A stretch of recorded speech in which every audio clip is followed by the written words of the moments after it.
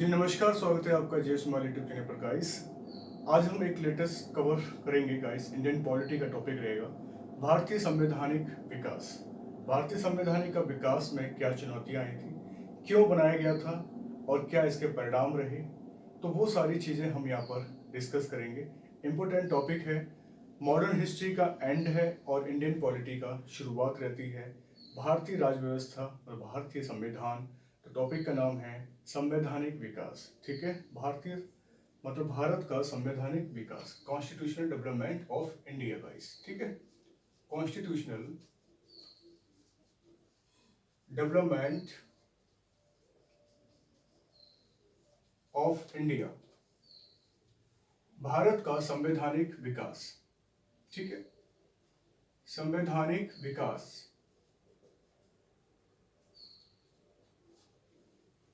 कई सारा डिबेट होता है क्योंकि हम लोग इस समय ब्रिटेन के उपनिवेश थे, ब्रिटेन की गुलामी कर रहे थे और हमें नीड थी संविधान बनाने की। हमारे जो क्रांतिकारी, हमारे जो एक तरह से पीजेंट्स और हमारे जो सोशल वेलफेयर, सोशल वर्कर, जो व्यक्ति थे, वो कई सारे प्रयास कर रहे थे, लेकिन वो प्रयास को अनदेखा करते हुए ब्रिटेन ने अपने हिसाब से हमें संविधान दिया गाइस। ठीक है, डिमांड ब्रिटिश की नहीं थी, डिमांड हम लोगों की थी, क्योंकि ब्रिटिशर्स हमारे ऊपर इतने अत्याचार करते थे, इतने आरोप लगाते थे, इतने एलिगेशंस लगाते थे, जो मतलब एक तरह से इनक्रेडिबल था गाइस।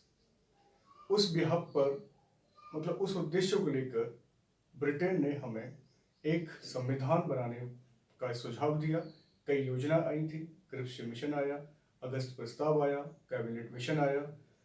तो हमने उस बिहाफ पर एक कैबिनेट मिशन के तहत संविधान का विकास किया। उससे पहले कई योजना आई थी, हमने उस पर ज़्यादा विचार नहीं किया, वो हम ज़्यादा डिटेल्स में आगे देखेंगे।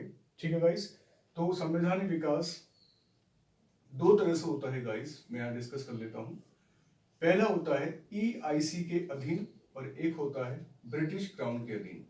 ओके, ब्रिटिश क्राउन के अधीन, ये अंडर है गाइस। ओके, अंडर किसके अधीन है? एक तो ईस्ट इंडिया कंपनी है और एक ब्रिटिश क्राउन है। ठीक है, ब्रिटिश ताज के अधीन कौन से एक्ट आए और EIC के अधीन कौन से आए? तो पहले आता है 1773 का रेगुलेटिंग एक्ट, इंग्लिश में ये कहते हैं गाइस, याद रखना। ठीक है, इसके बाद आता है 1781 का settlement act, settlement act. Okay, 1784 का पिट्स इंडिया एक्ट। मैं सारे कवर करा दूंगा, कोई क्वेश्चन नहीं छूटेगा आपका, इंपॉर्टेंट रहेगा। हर एग्जाम्स में आपके क्वेश्चन फंसेंगे, बस ध्यान से आपको करना है गाइस, याद रखना है। ठीक है, देन 1793 का first charter act, charter act. 1813 का सेकेंड चार्टर एक्ट, याद रखना गाइस। फिर 1833 का थर्ड चार्टर एक्ट। इस तरह से कई सारे एक्ट अस्तित्व में आए। देन 1853 का फोर्थ चार्टर एक्ट। ओके, 1853 का fourth charter act, third charter act, 13 का सेकेंड, 93 का first, 84 Pitt's India act and 81 settlement act, 73 regulating act. यहाँ तक ही होते हैं। अब ब्रिटिश क्राउन के अंडर में कौन से हैं? 1858 का भारत सरकार अधिनियम गाइस। ओके, कौन सा है? भारत सरकार अधिनियम गाइस, भारत सरकार अधिनियम।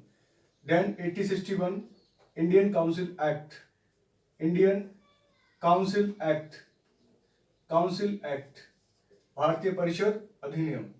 फिर 1892 इंडियन काउंसिल एक्ट, वही ऊपर वाला इंडियन काउंसिल एक्ट। देन 1909 जिसे कहते हैं Morley Minto reforms, Morley Minto reforms. 1919 का इंडियन गवर्नमेंट एक्ट 1935 का, ये भी भारत सरकार अधिनियम, और 1947 का स्वतंत्र भारत का अधिनियम, स्वतंत्र भारत का अधिनियम। तो गाइस, इस तरह से हम लोग संवैधानिक विकास करेंगे, किस तरह से डेवलप होता है मैं थोड़ा बता देता हूं। जब मैंने आपको ब्रिटिश एम्पायर पढ़ाया था कि यूरोपियन कंपनीज का आगमन हुआ था इन इंडिया, तो वहां पर आपको पता है 1600 का एक आदेश पत्र होता है जिसे कहते हैं राजलेख, चार्टर दिया था महारानी एलिजाबेथ ने, कंपनी को दिया था 15 वर्षों के लिए। ठीक है, कि 15 वर्षों के लिए आप क्या करेंगे, व्यापार करेंगे। ठीक है गाइस, ये महारानी एलिजाबेथ फर्स्ट ने दिया था। ओके, फिर एक 1726 का राजलेख आता है, याद रखना राजलेख आता है। इसमें बॉम्बे, मद्रास, कोलकाता, याद रखना गाइस, बॉम्बे, मद्रास, कोलकाता पर, मतलब इस पर कानून बनाने की शक्ति मिल गई, कानून बनाने की शक्ति मिल गई। 1726 का राजलेख होता है, बॉम्बे, मद्रास, कलकत्ता, कानून बनाने की शक्ति मिल गई थी इन तीनों पर गाइस। ठीक है, ये मैंने थोड़ा शॉर्ट इस साइड लिख दिया है ताकि याद रहे कि कौन सा राजलेख पहला था, 1726 का गाइस। अब हम यहाँ डिस्कस कर लेंगे 1773 का रेगुलेटिंग एक्ट, मतलब इन एक्टों से संवैधानिक विकास कैसे होता है मैं आपको बता दूंगा। बीच में यहाँ पर और भी आता है, मैं यहाँ थोड़ा इरेज करके यहाँ एक चीज और लिख लेते हैं। 1940 का अगस्त प्रपोजल आता है, प्रपोजल मतलब प्रस्ताव, अगस्त प्रस्ताव आता है, याद रखना गाइस। 1942 क्रिप्स प्रस्ताव आता है, और 1946 कैबिनेट मिशन आता है। इनके बारे में हम सब पढ़ेंगे गाइस, याद रखना है। ठीक है, सारा आपको समझ में आ जाएगा संवैधानिक विकास कैसे हुआ। 1947 में स्वतंत्र भारत का पहला अधिनियम, या भारत का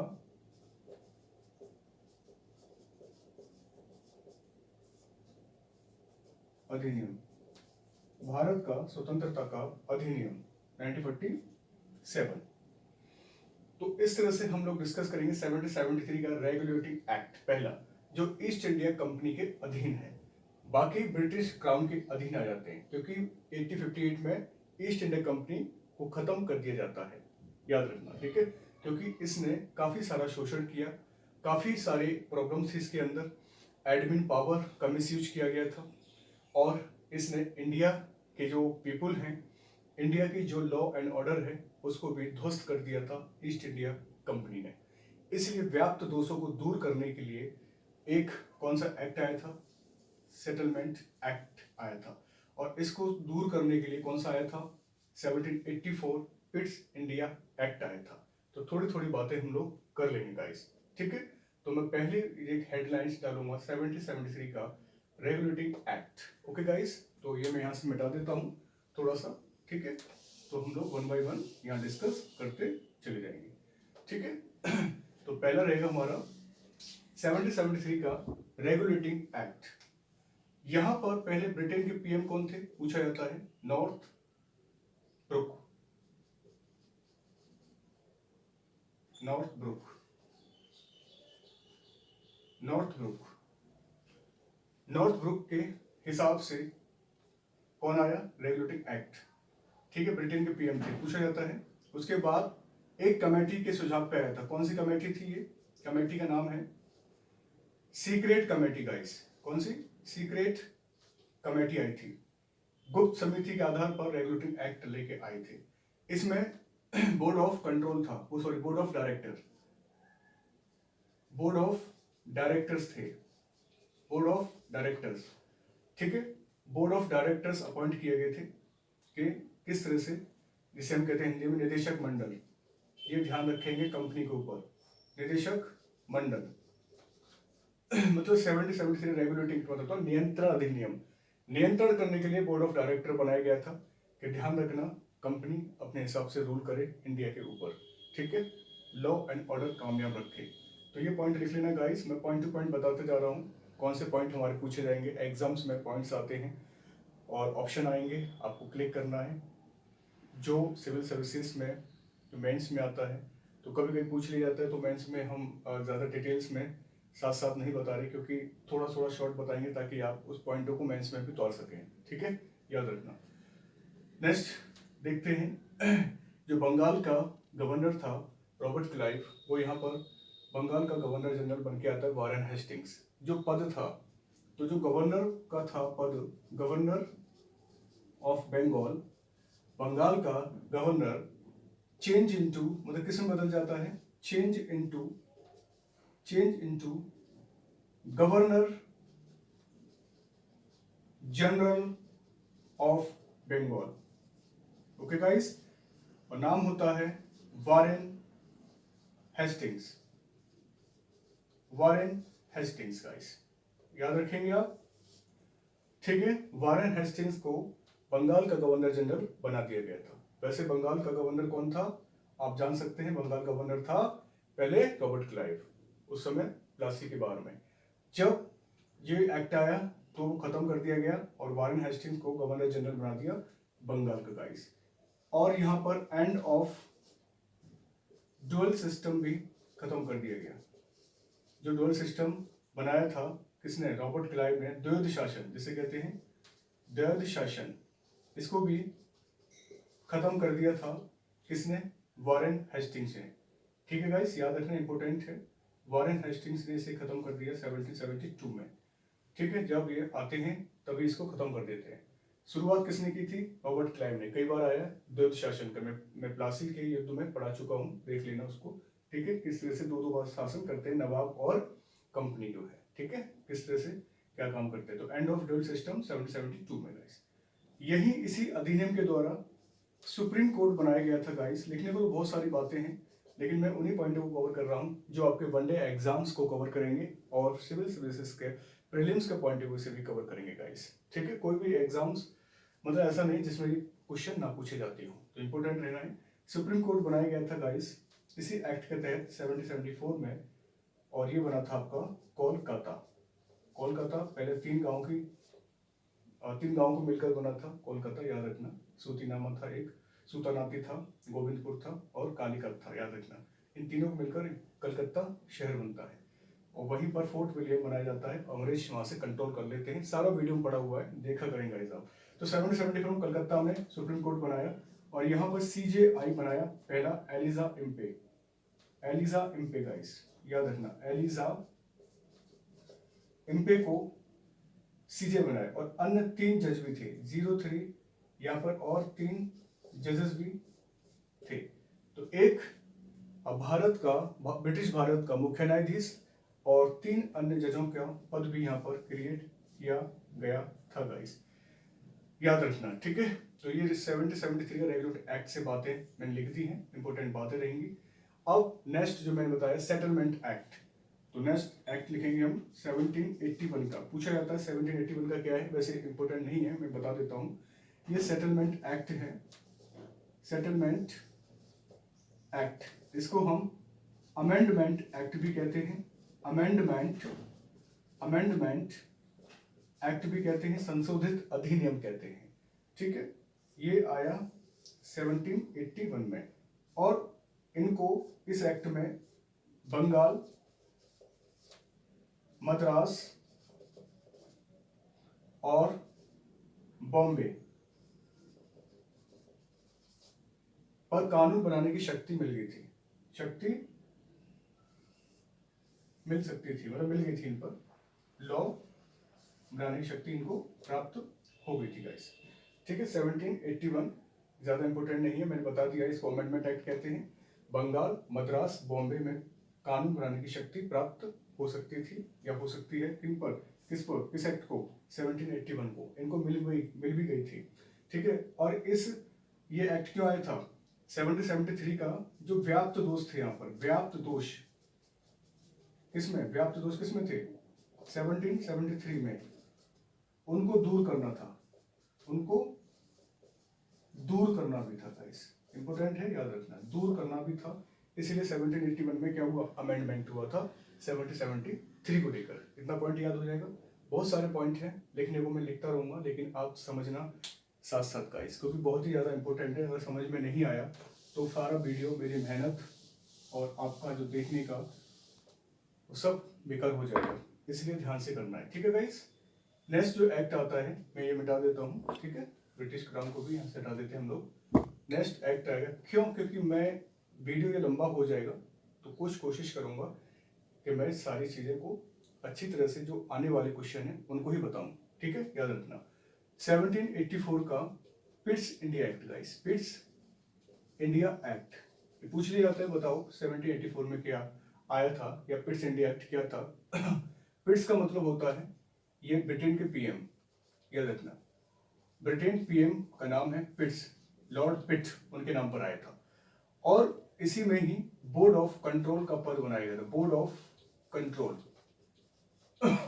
याद रखना गाइस, बोर्ड ऑफ कंट्रोल, यहां बोर्ड ऑफ डायरेक्टर था जिसमें 26 मेंबर थे, याद रखना गाइस, ठीक है। नेक्स्ट, यहां पर प्रांतीय परिषद में, प्रांतीय परिषदों की संख्या 4 से 3 कर दी गई, इंपोर्टेंट फैक्ट है, याद रखना। प्रोविजंस काउंसिल के जो मेंबर्स थे 4 से 3 कर दिया गया, प्रोविजंस काउंसिल के मेंबर 4 से कितना कर दिया गाइस, 3 कर दिया गया, याद रखना, इंपोर्टेंट फैक्ट है। बोर्ड ऑफ कंट्रोल गठन किया गया था, कंट्रोल को मतलब इसी एक्ट मतलब ईस्ट इंडिया कंपनी पर कंट्रोल करने के लिए यहाँ पर एक बोर्ड बनाया गया था, याद रखना गाइस, ठीक है, इंपोर्टेंट फैक्ट है। और 1781 और 1773 में सुधार भी किए गए, में सुधार के लिए लाया गया। कौन सा सुधार, मैंने बताया, संख्या 4 से 3 कर दी गई, बोर्ड ऑफ कंट्रोल बना दिया गया इसके ऊपर, ठीक है। इस तरह से कंपनी पर नियंत्रण अधिनियम स्थापित कर लिया गया था बोर्ड ऑफ कंट्रोल के द्वारा, ओके गाइस, क्योंकि बोर्ड ऑफ डायरेक्टर यहाँ पर खत्म कर दिया गया था, ठीक है, और बोर्ड ऑफ कंट्रोल ला दिया गया था, याद रहेगा, ठीक है। नेक्स्ट एक्ट आएगा 1793 का फर्स्ट चार्टर एक्ट। कई बार पूछा जाता है कि फर्स्ट चार्टर एक्ट इतिहास में कौन सा है, तो आप बता सकते हैं 1793 का पहला चार्टर अधिनियम है, जो हमारा पॉलिटी का बेस्ट पार्ट है और इतिहास में भी एक अच्छा पार्ट कहलाता है फर्स्ट चार्टर एक्ट। इसमें क्या था, तो वो सारी बातें हम लोग यहाँ पे कर लेंगे, ठीक है। 1793 में ये तो पता है आपको कि 20 वर्षों के लिए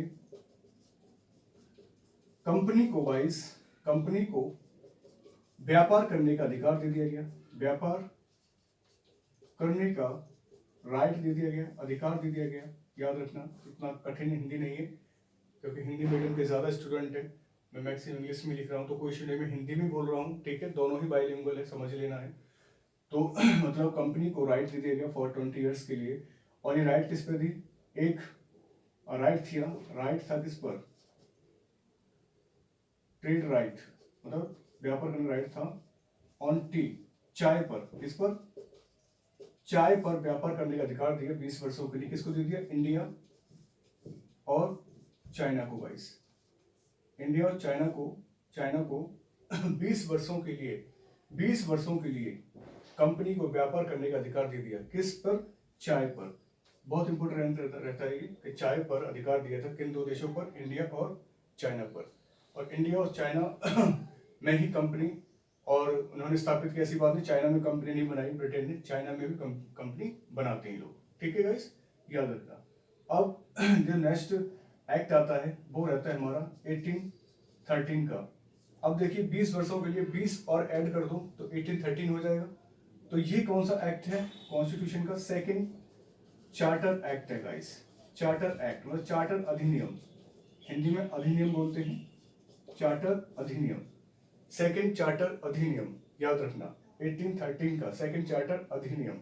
अब इस अधिनियम में मैं यहाँ बात करूँ, एक पॉइंट और लिख सकते हैं 1793 में कि इसमें परमानेंट सेटलमेंट भी करवा दिया था कॉर्नवालिस ने। यहाँ पे जो वायसराय था, गवर्नर जनरल था, मैं यहाँ लिख देता हूँ गवर्नर जनरल जी, तो वो था कॉर्नवालिस, इंपोर्टेंट है कॉर्नवालिस। और कॉर्नवालिस का लेके आया था permanent settlement, permanent settlement, permanent settlement मतलब स्थायी बंदोबस्त, इंपोर्टेंट रहता है। हिंदी में स्थायी बंदोबस्त कहते हैं परमानेंट सेटलमेंट को, स्थायी बंदोबस्त, जो 1792 को लाया गया था गाइस, ठीक है। लगभग 19% भूभाग पर अंग्रेजों का क्या था, अधिकार था, मतलब उनको टैक्स पे करना था। और परमानेंट सेटलमेंट किसको दे दिया था, जमींदारों के हाथ में, ठीक है। बहुत लंबी कहानी में बताऊंगा बाद में, बस इसमें याद रखो, इसमें ये भी हुआ था। नेक्स्ट 1813 में सेकंड चार्टर एक्ट आया, चार्टर अधिनियम, और इस अधिनियम में ईसाइयों का, ईसाई धर्म का प्रचार प्रसार किया गया था, ईसाई धर्म का प्रचार प्रसार किया गया, प्रचार प्रसार भी किया गया था, इंपोर्टेंट रहता है। प्रोपेगेशन ऑफ क्रिश्चियनिटी का प्रसार किया गया। अंग्रेज क्या थे, क्रिश्चियन रिलीजन में बिलोंग करते थे, मतलब उन्होंने हमारे भारत में आकर भारतीय महिलाओं के साथ संबंध बनाए, विवाह किए, ठीक है, ये याद रखना है। सेकंड पॉइंट क्या है, शिक्षा के लिए 1 लाख रुपए की व्यवस्था की गई, शिक्षा के लिए भारत में गाइस, ऐसा नहीं किसी प्रांत में, भारत में हर वर्ष 1 लाख रुपए का, 1 लाख रुपए व्यवस्था की गई थी। अब ये कि बताइए, एक तरह से मान लो कि ऊँट के मुंह में जीरा जैसा काम था, मात्र 1 लाख रुपए हर वर्ष भारत में शिक्षा पर खर्च किए जाएंगे, ये 1813 में एजेंडा था सरकार का। और यहाँ से भारत से व्यापार छीन लिया था, व्यापार छीन लिया, ठीक है, भारत से व्यापार छीन लिया और चाइना से एजिड रखा, चीन से गाइस, चाइना से व्यापार कंटिन्यू रखा और हमसे व्यापार जो है बंद कर दिया चाय पर से, और चाइना से चाय पर व्यापार कंटिन्यू करते चले गए गाइस। ये इस तरह से कह सकते हैं कि चार्टर एक्ट जो है कामयाब हो जाता है इनका, ब्रिटिश एम्पायर का, और धीरे धीरे वो ईसाई धर्म का प्रचार करते हैं, भारतीय महिलाओं के साथ शादियां करते हैं, और बच्चे जो पैदा होते हैं वो अंग्रेजी बच्चे पैदा होते हैं। वो यही चाहते थे कि जो भारत में पीपल है वो सब किस में कन्वर्ट हो जाएं, इंग्लिश लैंग्वेज में, और ब्रिटिश भारत बहुत बड़ा भारत बन जाएगा। ये इनका मोटिव था, ठीक है।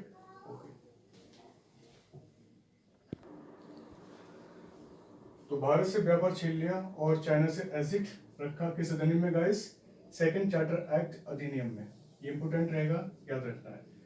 इसमें 20 वर्षों के लिए चाइना को और दे दिया गया कि आप 20 वर्षों के लिए व्यापार और करें, किसको दे दिया, चाइना को।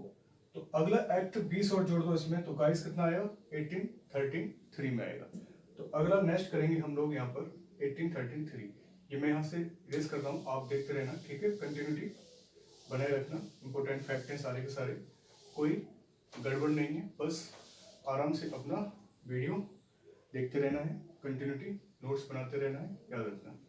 1833 का चार्टर एक्ट, ये चार्टर एक्ट, और कौन सा चार्टर एक्ट है, थर्ड चार्टर एक्ट है, थर्ड।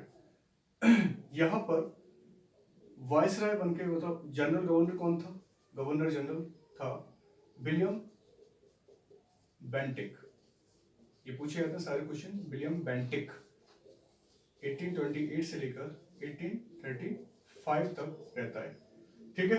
इसी एक्ट के तहत, इस एक्ट पर वैसे देखा जाए बैंथम मिल और मैकाले का प्रभाव देखने को मिलता है गाइस, प्रभाव देखने को मिलता है, याद रखना। ये कुछ फिलोसफर हैं, दार्शनिक हैं, मैकाले, मिल और मैकाले, वो मिल और मैकाले, मिल और बेंथम दार्शनिक है, मैकाले कहते हैं सचिव बन के आया था। मैकाले को ही अंग्रेजी का जनक कहते हैं भारत में, क्योंकि उच्च शिक्षा, हायर एजुकेशन में इंग्लिश कंपलसरी कर दी थी मैकाले ने, याद रखना। इसी एक्ट के तहत बता देता हूँ, ठीक है, इंग्लिश लैंग्वेज क्या कर दिया, मैंडेटरी कर दी थी। याद रखना इंग्लिश को लाने का श्रेय किसको जाता है, मैकाले को। याद रखना गाइस, किस एक्ट में है, चार्टर एक्ट में है। और इसी एक्ट में गवर्नर जनरल भारत का कौन बन गया, विलियम बेंटिक। याद रखना ये ऑफ इंडिया, ये भारत का गवर्नर जनरल बनाएगा, इस भारत का गवर्नर जनरल बना है विलियम बेंटिक। जो गवर्नर जनरल बंगाल का था वो यहाँ भारत का बन के आया, इतना याद रखना है, ठीक है। इसी एक्ट के तहत लॉ कमीशन बनाया गया, लॉ आयोग मतलब विधि आयोग बनाया गया।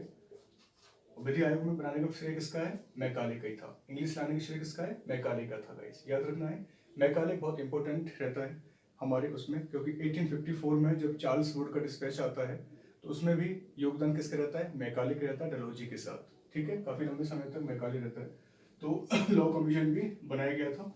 और इसी एक्ट के तहत 1843 में दास प्रथा को खत्म किया गया था। दास प्रथा का उन्मूलन किया गया था, उन्मूलन किया गया, याद रखना, ठीक है। मतलब एंड ऑफ स्लेव सिस्टम को भी खत्म किया गया था। किस एक्ट के तहत, चार्टर एक्ट थर्ड के तहत स्लेव सिस्टम भी खत्म कर दिया गया था गाइस, याद रखेंगे। क्योंकि 1829 में इसलिए लिखा क्योंकि 1829 इस एक्ट में नहीं आएगा, वो 1833 से लेकर 53 तक जो भी काम होते हैं वो सब इसमें आ जाएंगे।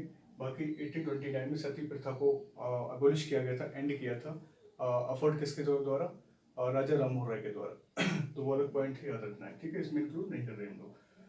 और नेक्स्ट जो आता है डलहौजी का काल, तो इसमें चाइना से भी, ये भी लिख सकते हैं आप, चाइना से भी व्यापार करने का अधिकार छीन लिया, व्यापार करने का अधिकार छीन लिया गाइस, अधिकार छीन लिया, याद रखेंगे आप।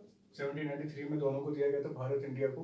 भारत से 1813 में छीन लिया गया था और 1833 में चाइना से भी छीन लिया गया था, याद रखना। ये पॉइंट हमारे इंपोर्टेंट रहेंगे, वेरी इंपोर्टेंट पॉइंट्स हैं, इनको आप नोट करते चले जाएंगे, ओके गाइस। तो नेक्स्ट आएगा 1833 में 20 और जोड़ देते हैं, क्योंकि चाइना और इंडिया से व्यापार खत्म हो गया। 20 वर्षों के लिए और छूट दे दी गई कंपनी को कि आप और कीजिए व्यापार। तो 1853, और ये कौन सा एक्ट है, fourth guys, fourth charter act, याद रखेंगे आप, फोर्थ चार्टर एक्ट। 4 ही चार्टर एक्ट आते हैं, याद रखना है, ठीक है। और इस एक्ट में बात की गई थी कि कंपनी को अपने तौर तरीके ठीक ठाक रखने चाहिए, लेकिन ऐसा नहीं हुआ। और यहाँ पर देखा जाए 1848 से लेकर 1856 तक गवर्नर जनरल बन के आता है Dalhousie guys, Dalhousie governor general बन के आता है। और इसी एक्ट में 1853 में टेलीग्राफ लाइन बिछाता है, टेलीग्राफ लाइन कहां से बिछाता, आगरा से कलकत्ता तक। पूछा जाता है गाइस, आगरा से कोलकाता तक टेलीग्राफ लाइन बिछती है, याद रखना। 1853 में ही आप जानते हैं मुंबई टू थाने ट्रेन चली थी, बेसिक क्वेश्चन है ये तो। मुंबई टू थाने मतलब महाराष्ट्र में ही मुंबई और थाने भी। थाने सबसे ज़्यादा पॉपुलेशन है देश की, सबसे बड़ा जिला है पॉपुलेशन में देश में, ठीक है। और एरिया में कच्छ है, सबसे बड़ा जिला पॉपुलेशन में थाने है। तो मुंबई टू थाने पहले ट्रेन चली थी 1853 में गाइस, याद रखना, ठीक है। किसके समय पर, डलहौजी समय पर। और पीडब्ल्यूडी विभाग भी बनाया इसने, पब्लिक वर्क डिपार्टमेंट भी इसने बनाया, पुलिस डिपार्टमेंट भी इसने बनाया, किसने, डलहौजी ने। और डलहौजी की एक पॉलिसी और है, मैं बता दूं आपको, लैप्स पॉलिसी कहते हैं हड़प नीति। इस हड़प नीति में सबसे पहले शिकार हुआ था सतारा, पूछा जाता है क्वेश्चन गाइस, सतारा, ठीक है। फिर जैतपुर हुआ, फिर बगाट हुआ, ये पूछे जाते हैं सारे क्वेश्चन। फिर उदयपुर हुआ, इस तरह से झांसी हुआ, फिर नागपुर हुआ, और लास्ट में कुशासन का आरोप लगाकर अवध को भी हड़प लिया, किसने, डलहौजी ने। ये सब किसमें हुआ, इस चार्टर एक्ट के तहत काम किए डलहौजी ने, जो भी बहुत बड़ा एक धब्बा था ब्रिटेन एम्पायर पर। इस तरह से कंपनी के अंडर में रह के इसने गलत काम किए, और कंपनी को तभी यहाँ पर ब्रिटिश क्राउन एम्पायर जो होता है वो खत्म कर देता है इलाहाबाद में। और कैनिंग रानी के नाम पर पत्र पड़ता है कि आज से 1858 के भारत सरकार अधिनियम की कमान महारानी विक्टोरिया को जाती है, क्योंकि इस तरह से बहुत शोषण किया कंपनी ने हमारा, भारत देश का, कई अकाल पड़े हमारे भारत देश में, कई लोग अकाल में समा गए, लाखों लोग भूखे मर गए, लाखों कहते हैं, कुछ लोग करोड़ों लोग भूखे मर गए थे, और एक एक दाने के लिए हम लोग तरस गए थे। वो तो हम यहाँ बस इंपॉर्टेंट फैक्ट की बात कर रहे हैं। अगर मैं स्टोरी बताने लगा तो वीडियो बहुत लंबा हो जाएगा इसलिए आप बस इतने पॉइंट को रीड करें, लिसन करें और वॉच करें, साथ में राइटिंग भी करें, ठीक है। चारों स्किल्स करें, जरूरी है, ठीक है गाइस। तो सबसे पहले सतारा महाराष्ट्र में पड़ता है, उसको हड़प लिया था इसने, और कुशासन का आरोप लगाकर किसको हड़पा, याद रखना, कुशासन का आरोप लगाकर अवध को हड़प लिया, अवध को। और अवध का वाजिद अली नवाब था। कौन था? वाजिद अली, याद रखना, वाजिद अली किसका बेटा था? बेगम हजरत महल का, याद रखना। तो अवध का नवाब वाजिद अली था और नाबालिग था, और कुशासन का आरोप लगाकर हड़प लिया कि किसी प्रकार का यहाँ पर गवर्नेंस नहीं है, लॉ एंड ऑर्डर फेल है, तो कंपनी यहाँ पर देखेगी।